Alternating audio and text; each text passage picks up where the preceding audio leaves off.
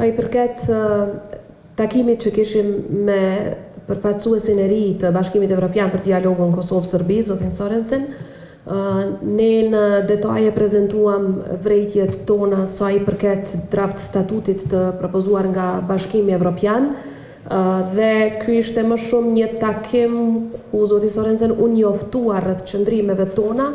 sësa që morëm qëndrime nga ana e tij, dhe kjo është krejtësisht normale sepse është fillimi I mandatit, mirë po u dakorduam që këto diskutimet vazhdojnë edhe më tej, për shkak se shumë prej tyre janë diskutime në nivel ekspertësh. Po flasim për çështje në draft statutin e Bashkimit Evropian, që unë personalisht besoj se nuk janë në përputhje me Kushtetutën e Republikës së Kosovës, nuk janë në përputhje as me vlerat dhe normat e Bashkimit Evropian dhe standardet e Këshillit të Evropës pastaj, dhe po ashtu nuk janë në përputhje me vendimin e gjykatës kushtetuese të vitit 2015. Dhe një draft statut I tillë që bie ndesh me këto të trija nuk ka se si të hyjë në fuqi, dhe as nuk besoj që do të mund të kalonte çfarëdo testi në gjykatën kushtetuese, e cila tashmë ka vendosur standarde për shumë nga këto temat vendosura brenda draft statutit,